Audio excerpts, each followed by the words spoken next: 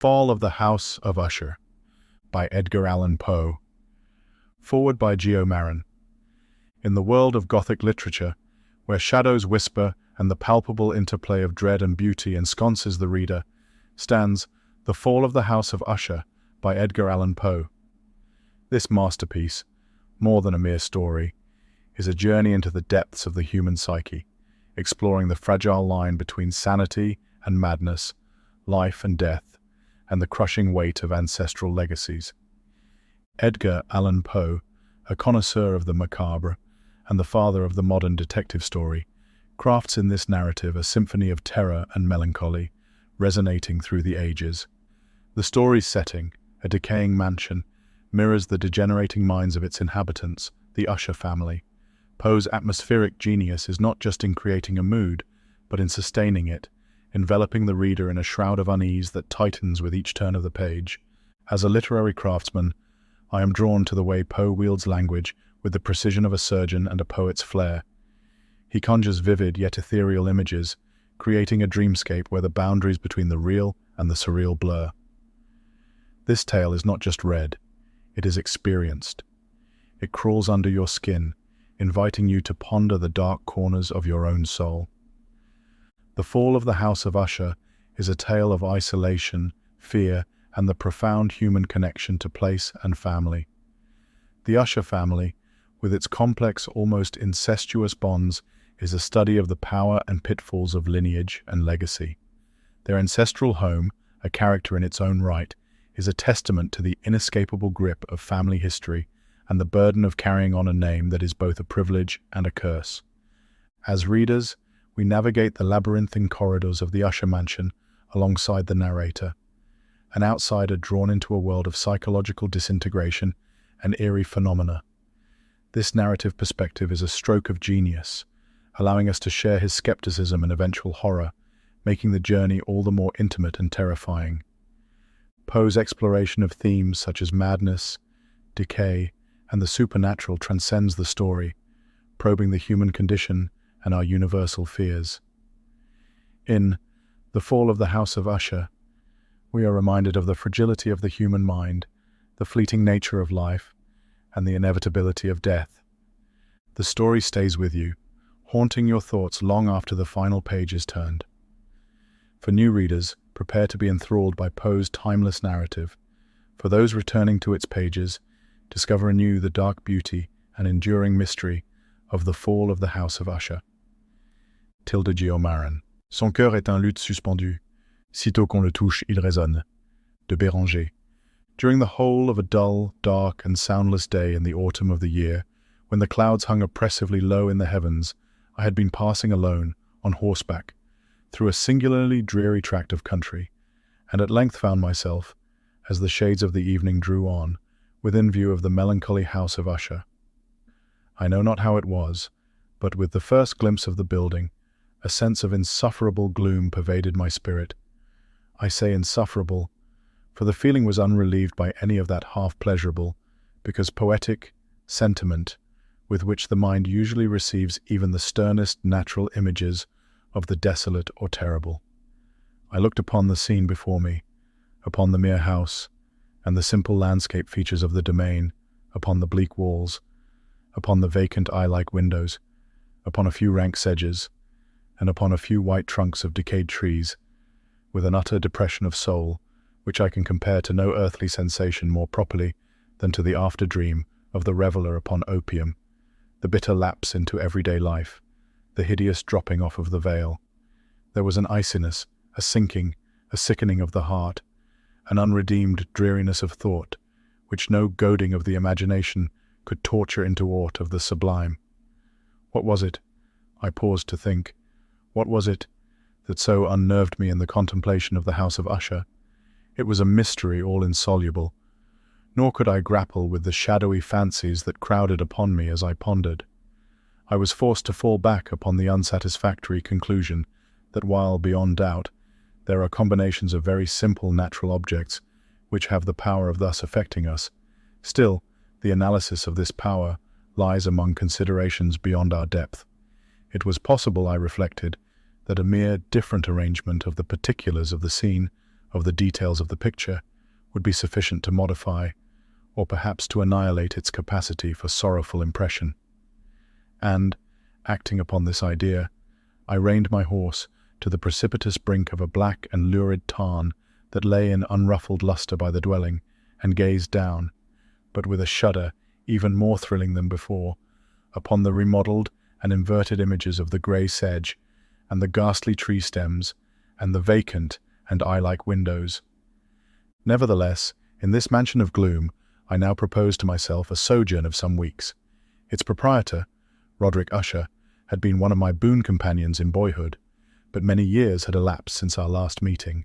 A letter, however, had lately reached me in a distant part of the country, a letter from him, which, in its wildly importunate nature, had admitted of no other than a personal reply. The MS gave evidence of nervous agitation. The writer spoke of acute bodily illness, of a mental disorder which oppressed him, and of an earnest desire to see me, as his best and indeed his only personal friend, with a view of attempting, by the cheerfulness of my society, some alleviation of his malady. It was the manner in which all this, and much more, was said. It was the apparent heart that went with his request, which allowed me no room for hesitation, and I accordingly obeyed forthwith what I still considered a very singular summons. Although, as boys, we had been even intimate associates, yet I really knew little of my friend. His reserve had been always excessive and habitual. I was aware, however, that his very ancient family had been noted, time out of mind, for a peculiar sensibility of temperament, displaying itself, through long ages, in many works of exalted art, and manifested, of late, in repeated deeds of munificent yet unobtrusive charity, as well as in a passionate devotion to the intricacies, perhaps even more than to the orthodox and easily recognizable beauties of musical science. I had learned, too, the very remarkable fact that the stem of the Usher race, all time honored as it was, had put forth at no period any enduring branch. In other words, that the entire family lay in the direct line of descent, and had always, with very trifling and very temporary variation, so lain. It was this deficiency I considered, while running over in thought the perfect keeping of the character of the premises with the accredited character of the people, and while speculating upon the possible influence which the one, in the long lapse of centuries, might have exercised upon the other.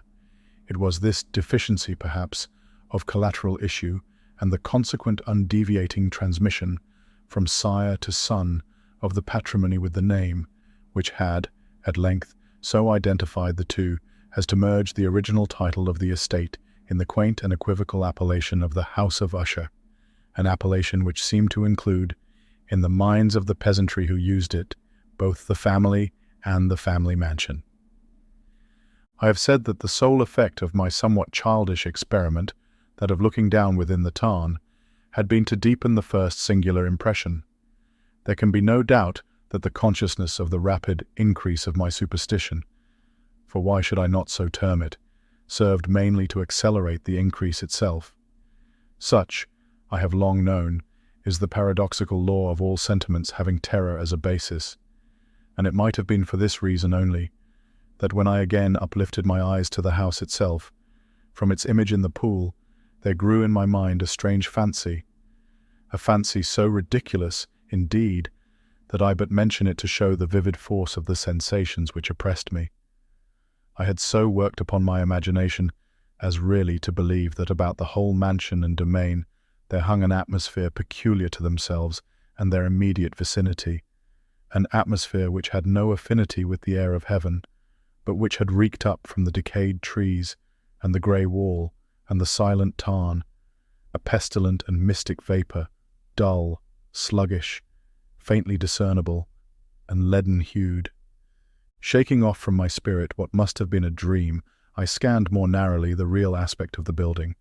Its principal feature seemed to be that of an excessive antiquity. The discoloration of ages had been great. Minute fungi overspread the whole exterior, hanging in a fine tangled webwork from the eaves. Yet all this was apart from any extraordinary dilapidation. No portion of the masonry had fallen, and there appeared to be a wild inconsistency between its still perfect adaptation of parts and the crumbling condition of the individual stones. In this, there was much that reminded me of the specious totality of old woodwork, which has rotted for long years in some neglected vault, with no disturbance from the breath of the external air. Beyond this indication of extensive decay, however, the fabric gave little token of instability. Perhaps the eye of a scrutinizing observer might have discovered a barely perceptible fissure, which, extending from the roof of the building in front, made its way down the wall in a zigzag direction, until it became lost in the sullen waters of the tarn. Noticing these things, I rode over a short causeway to the house. A servant in waiting took my horse, and I entered the Gothic archway of the hall. A valet of stealthy step thence conducted me in silence through many dark and intricate passages in my progress to the studio of his master. Much that I encountered on the way contributed, I know not how, to heighten the vague sentiments of which I have already spoken. While the objects around me, while the carvings of the ceilings, the somber tapestries of the walls, the ebony blackness of the floors, and the phantasmagoric armorial trophies which rattled as I strode, were but matters to which, or to such as which, I had been accustomed from my infancy.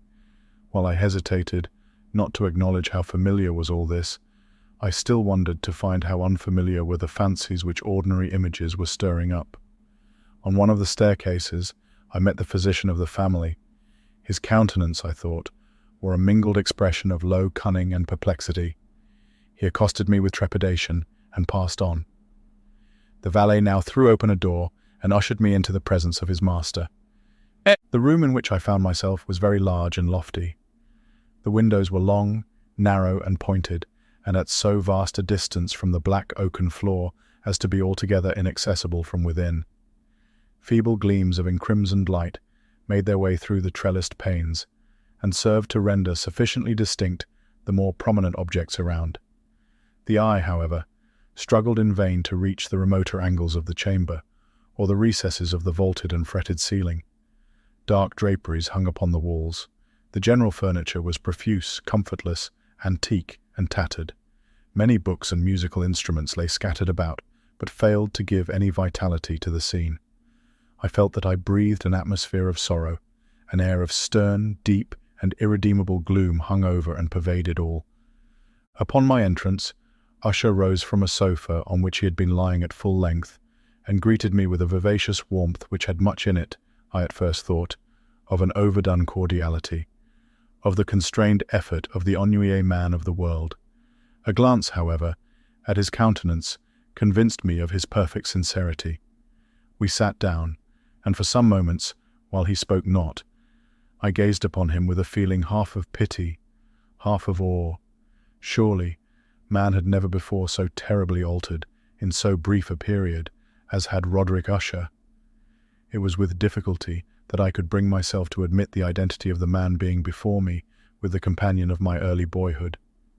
Yet the character of his face had been at all times remarkable.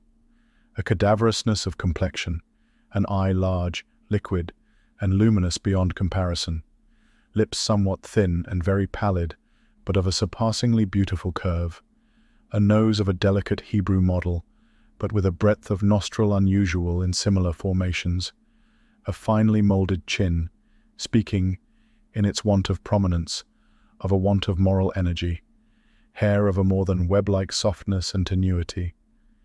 These features, with an inordinate expansion above the regions of the temple, made up altogether a countenance not easily to be forgotten. And now, in the mere exaggeration of the prevailing character of these features, and of the expression they were wont to convey, lay so much of change that I doubted to whom I spoke. The now ghastly pallor of the skin, and the now miraculous lustre of the eye, above all things startled and even awed me. The silken hair, too, had been suffered to grow all unheeded, and as, in its wild gossamer texture, it floated rather than fell about the face, I could not, even with effort, connect its arabesque expression with any idea of simple humanity. In the manner of my friend, I was at once struck with an incoherence, an inconsistency, and I soon found this to arise from a series of feeble and futile struggles to overcome an habitual trepidancy, an excessive nervous agitation. For something of this nature I had indeed been prepared, no less by his letter than by reminiscences of certain boyish traits and by conclusions deduced from his peculiar physical conformation and temperament. His action was alternately vivacious and sullen. His voice varied rapidly from a tremulous indecision, when the animal spirit seemed utterly in abeyance, to that species of energetic concision, that abrupt, weighty, unhurried, and hollow-sounding enunciation, that leaden, self-balanced and perfectly modulated guttural utterance, which may be observed in the lost drunkard, or the irreclaimable eater of opium, during the periods of his most intense excitement. It was thus that he spoke of the object of my visit, of his earnest desire to see me, and of the solace he expected me to afford him. He entered at some length into what he conceived to be the nature of his malady. It was, he said, a constitutional and a family evil, and one for which he despaired to find a remedy, a mere nervous affection, he immediately added, which would undoubtedly soon pass off. It displayed itself in a host of unnatural sensations. Some of these, as he detailed them, interested and bewildered me, although perhaps the terms and the general manner of the narration had their weight. He suffered much from a morbid acuteness of the senses. The most insipid food was alone endurable. He could wear only garments of certain texture. The odors of all flowers were oppressive. His eyes were tortured by even a faint light, and there were but peculiar sounds, and these from stringed instruments, which did not inspire him with horror. To an anomalous species of terror, I found him a bounden slave. "I shall perish," said he. "I must perish in this deplorable folly. Thus, and not otherwise, shall I be lost. I dread the events of the future, not in themselves, but in their results. I shudder at the thought of any, even the most trivial, incident which may operate upon this intolerable agitation of soul. I have indeed no abhorrence of danger, except in its absolute effect in terror. In this unnerved, in this pitiable condition, I feel that the period will sooner or later arrive when I must abandon life and reason together in some struggle with the grim phantasm, fear." I learned, moreover, at intervals, and through broken and equivocal hints, another singular feature of his mental condition. He was enchained by certain superstitious impressions in regard to the dwelling which he tenanted, and whence for many years he had never ventured forth, in regard to an influence whose supposititious force was conveyed in terms too shadowy here to be restated, an influence which some peculiarities in the mere form and substance of his family mansion had, by dint of long sufferance, he said, obtained over his spirit, an effect which the physique of the grey walls and turrets, and of the dim tarn into which they all looked down, had, at length, brought about upon the morale of his existence. He admitted, however, although with hesitation, that much of the peculiar gloom which thus afflicted him could be traced to a more natural and far more palpable origin, to the severe and long-continued illness, indeed to the evidently approaching dissolution, of a tenderly beloved sister, his sole companion for long years, his last and only relative on earth. Her decease, he said, with a bitterness which I can never forget, would leave him the hopeless and the frail, the last of the ancient race of the Ushers. While he spoke, the Lady Madeline, for so was she called, passed slowly through a remote portion of the apartment, and without having noticed my presence, disappeared.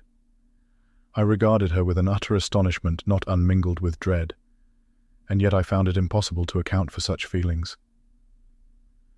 A sensation of stupor oppressed me as my eyes followed her retreating steps. When a door, at length, closed upon her, my glance sought instinctively and eagerly the countenance of the brother. But he had buried his face in his hands, and I could only perceive that a far more than ordinary wanness had overspread the emaciated fingers, through which trickled many passionate tears. The disease of the Lady Madeline had long baffled the skill of her physicians. A settled apathy, a gradual wasting away of the person, and frequent although transient affections of a partially cataleptical character were the unusual diagnosis. Hitherto she had steadily borne up against the pressure of her malady, and had not betaken herself finally to bed, but on the closing in of the evening of my arrival at the house, she succumbed, as her brother told me at night with inexpressible agitation, to the prostrating power of the destroyer, and I learned that the glimpse I had obtained of her person would thus probably be the last I should obtain, that the lady, at least while living, would be seen by me no more. For several days ensuing, her name was unmentioned by either Usher or myself, and during this period I was busied in earnest endeavours to alleviate the melancholy of my friend.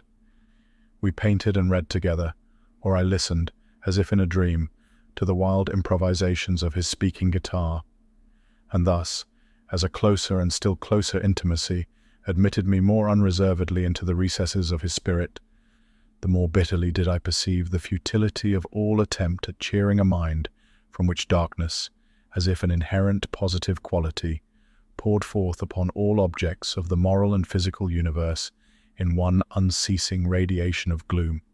I shall ever bear about me a memory of the many solemn hours I thus spent alone with the master of the House of Usher. Yet I should fail in any attempt to convey an idea of the exact character of the studies, or of the occupations, in which he involved me, or led me the way. An excited and highly distempered ideality threw a sulphureous lustre over all. His long improvised dirges will ring forever in my ears. Among other things, I hold painfully in mind a certain singular perversion and amplification of the wild air of the last waltz of von Weber, from the paintings over which his elaborate fancy brooded, and which grew, touch by touch, into vagueness, at which I shuddered the more thrillingly, because I shuddered knowing not why. From these paintings, vivid as their images now are before me, I would in vain endeavour to adduce more than a small portion which should lie within the compass of merely written words. By the utter simplicity, by the nakedness of his designs, he arrested and overawed attention. If ever mortal painted an idea, that mortal was Roderick Usher.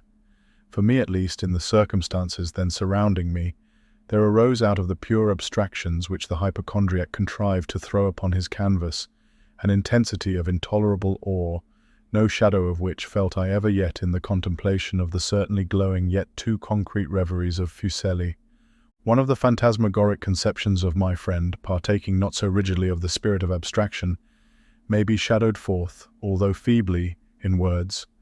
A small picture presented the interior of an immensely long and rectangular vault or tunnel, with low walls, smooth, white, and without interruption or device. Certain accessory points of the design served well to convey the idea that this excavation lay at an exceeding depth below the surface of the earth. No outlet was observed in any portion of its vast extent, and no torch or other artificial source of light was discernible, yet a flood of intense rays rolled throughout, and bathed the whole in a ghastly and inappropriate splendor. I have just spoken of that morbid condition of the auditory nerve, which rendered all music intolerable to the sufferer, with the exception of certain effects of stringed instruments. It was perhaps the narrow limits to which he thus confined himself upon the guitar, which gave birth, in great measure, to the fantastic character of the performances. But the fervid facility of his impromptus could not be so accounted for. They must have been, and were, in the notes, as well as in the words of his wild fantasias, for he not unfrequently accompanied himself with rhymed verbal improvisations, the result of that intense mental collectedness and concentration to which I have previously alluded as observable only in particular moments of the highest artificial excitement. The words of one of these rhapsodies I have easily remembered. I was, perhaps, the more forcibly impressed with it as he gave it, because in the under or mystic current of its meaning, I fancied that I perceived, and for the first time, a full consciousness on the part of Usher of the tottering of his lofty reason upon her throne. The verses, which were entitled The Haunted Palace, ran very nearly, if not accurately, thus: in the greenest of our valleys, by good angels tenanted, once a fair and stately palace.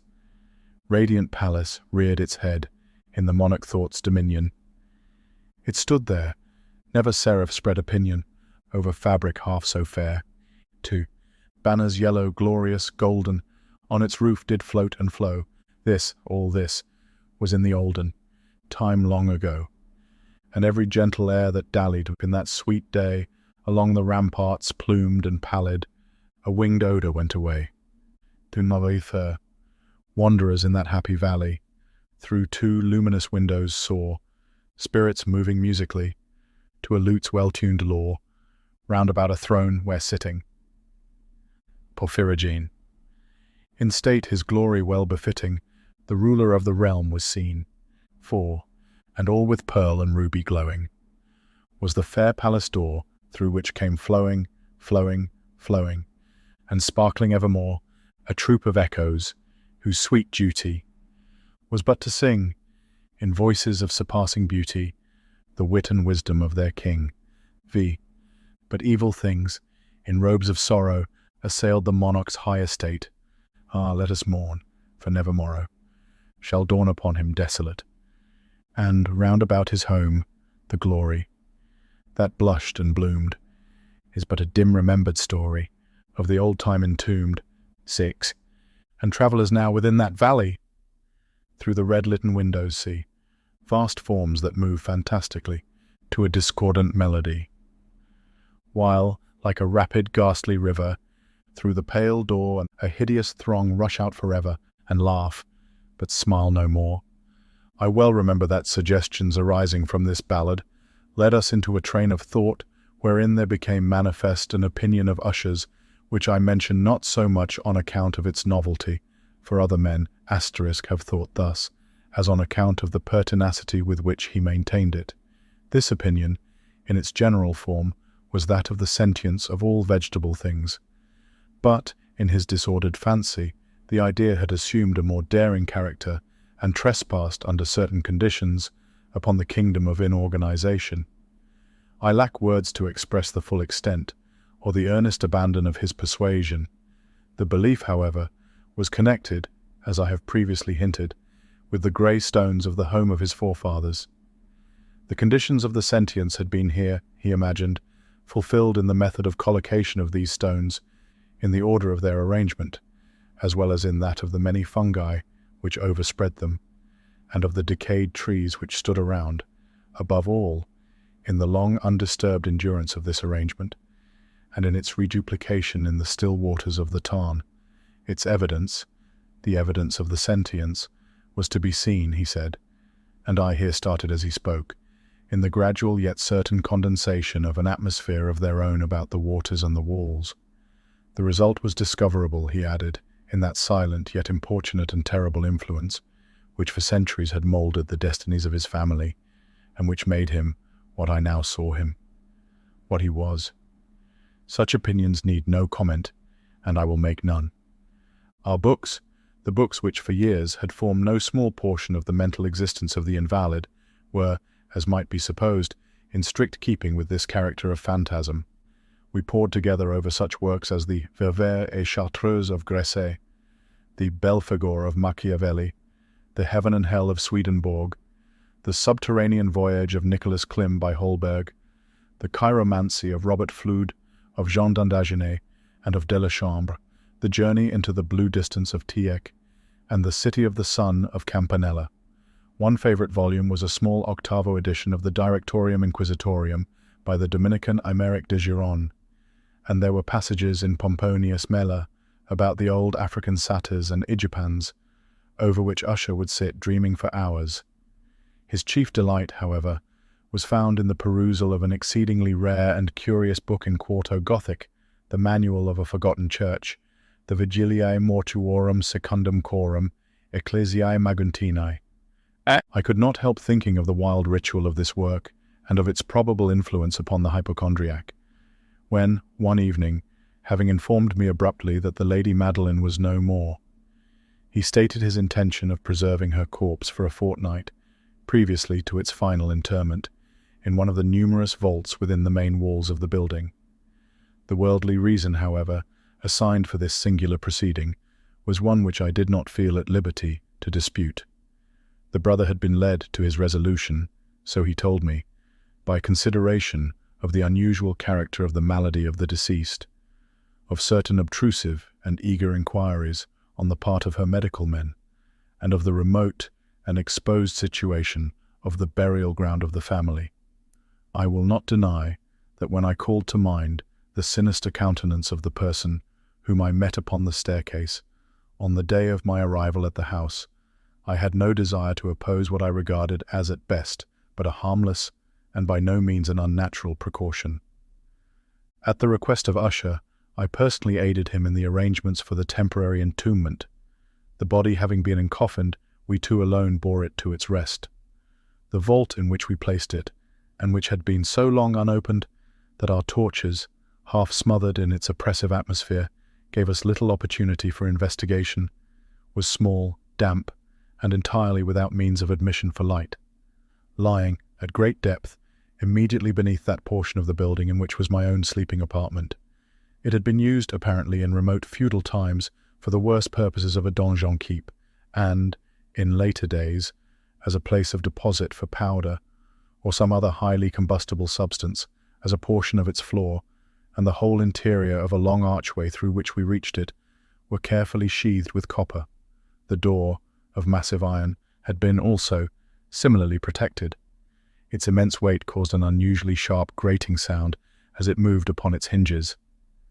Having deposited our mournful burden upon trestles, within this region of horror, we partially turned aside the yet unscrewed lid of the coffin and looked upon the face of the tenant.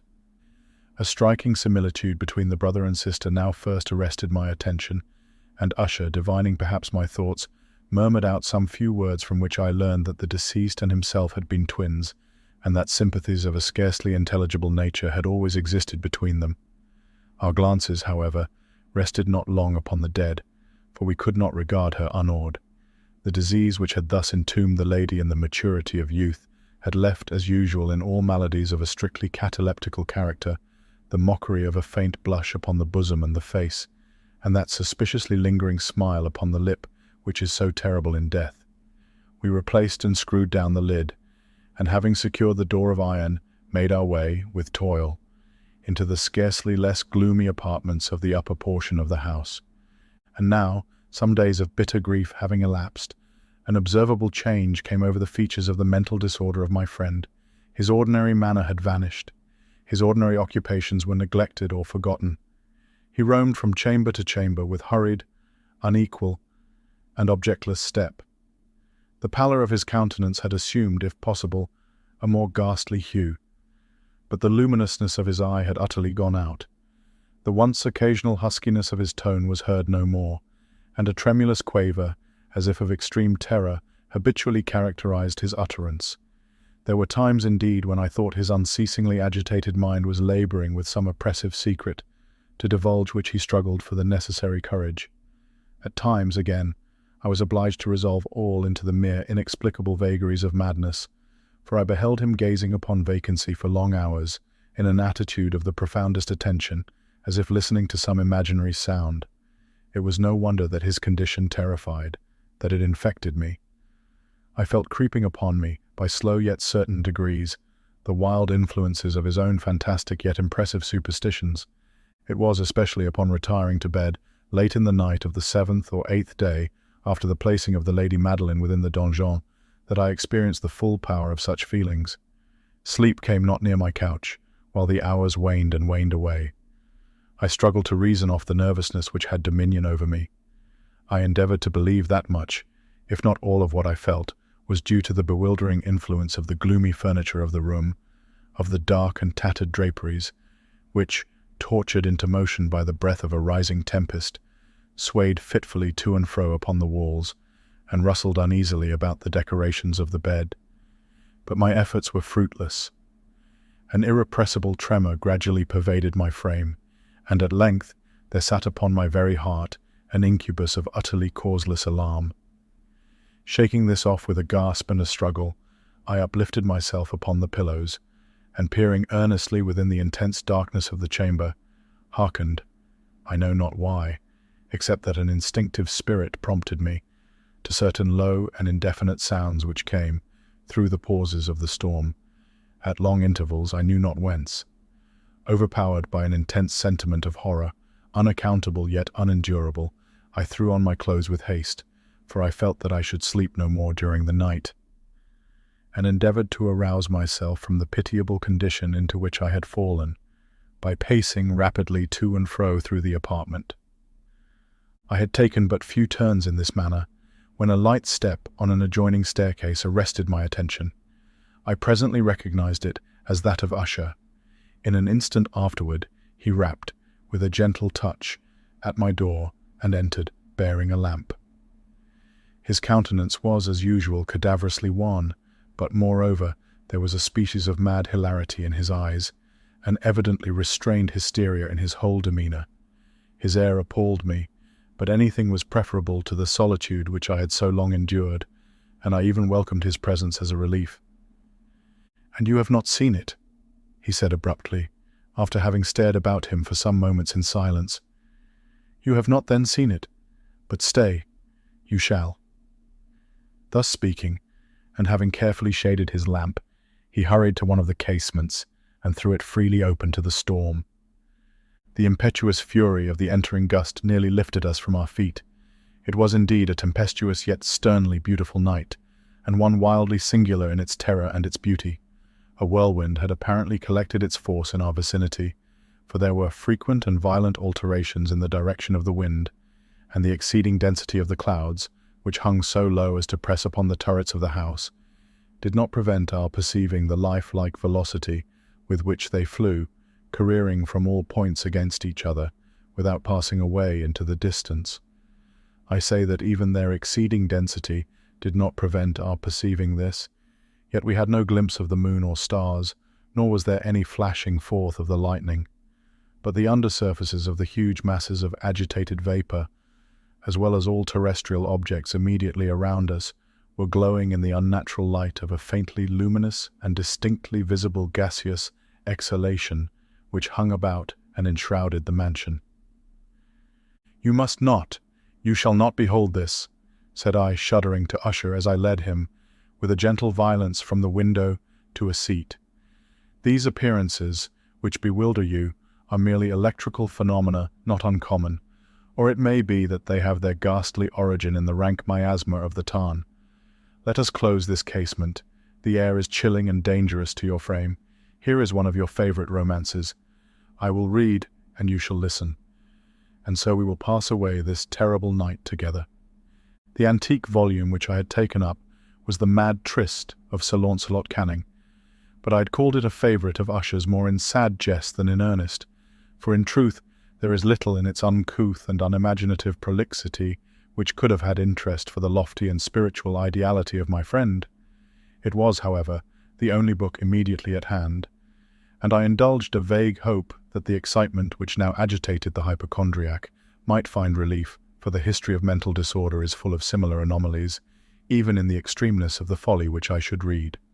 Could I have judged, indeed, by the wild, overstrained air of vivacity with which he hearkened, or apparently hearkened, to the words of the tale, I might well have congratulated myself upon the success of my design. I had arrived at that well-known portion of the story where Ethelred, the hero of the tryst, having sought in vain for peaceable admission into the dwelling of the hermit, proceeds to make good an entrance by force. Here, it will be remembered, the words of the narrative run thus: "And Ethelred, who was by nature of a doughty heart, and who was now mighty withal, on account of the powerfulness of the wine which he had drunken, waited no longer to hold parley with the hermit, who, in sooth, was of an obstinate and maliceful turn. But, feeling the rain upon his shoulders, and fearing the rising of the tempest, uplifted his mace outright, and, with blows, made quickly room in the plankings of the door for his gauntleted hand.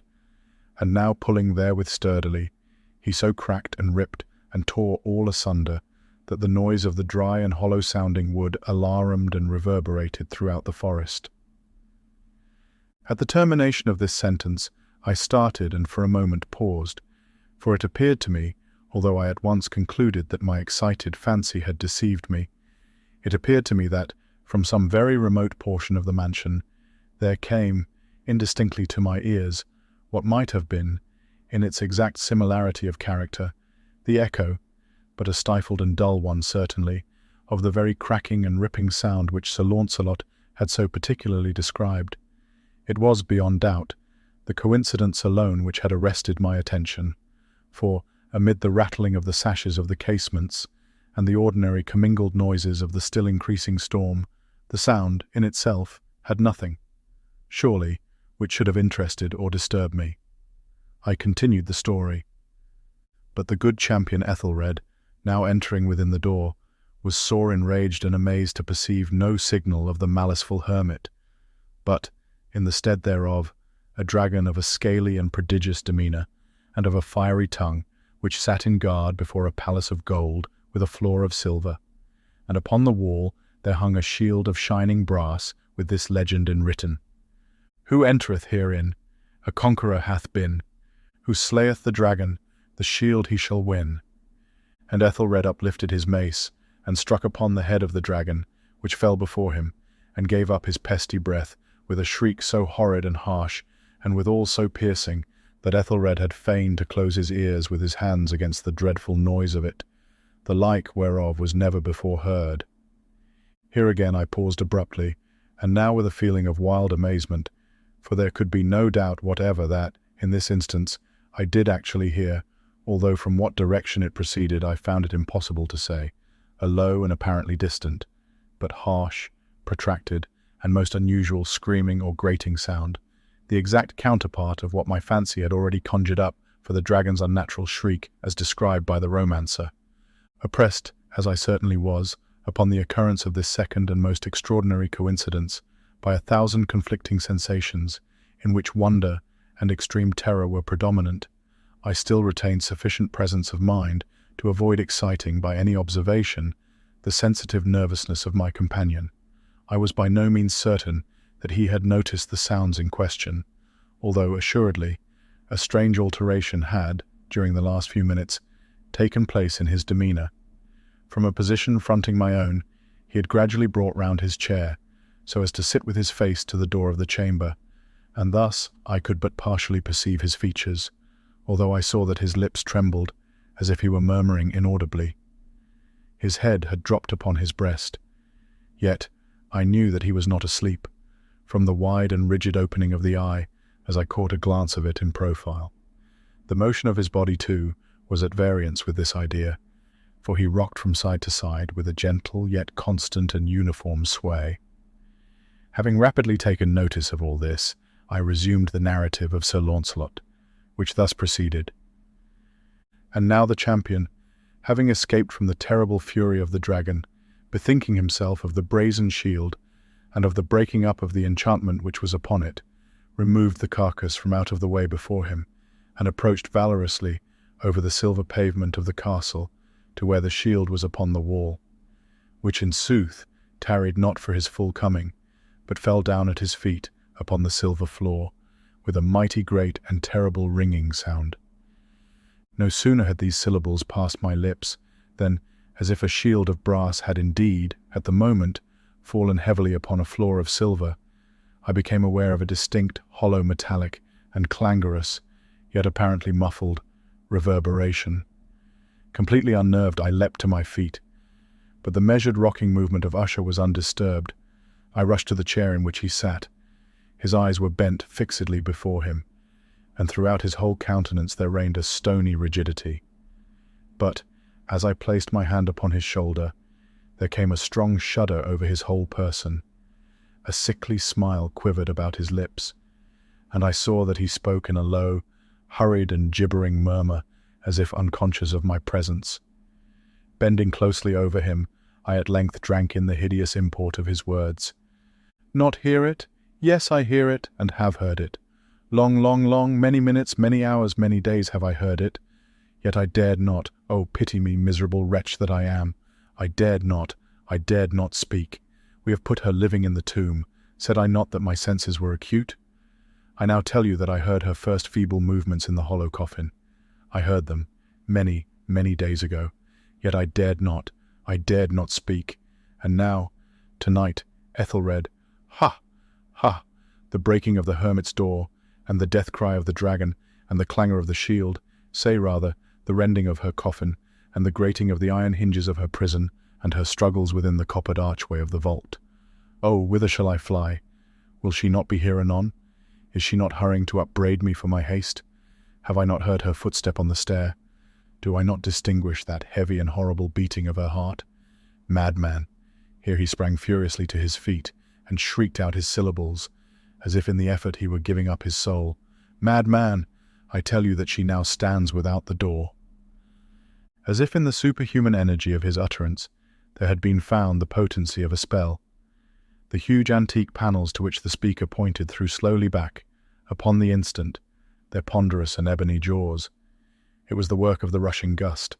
But then without those doors, there did stand the lofty and enshrouded figure of the Lady Madeline of Usher.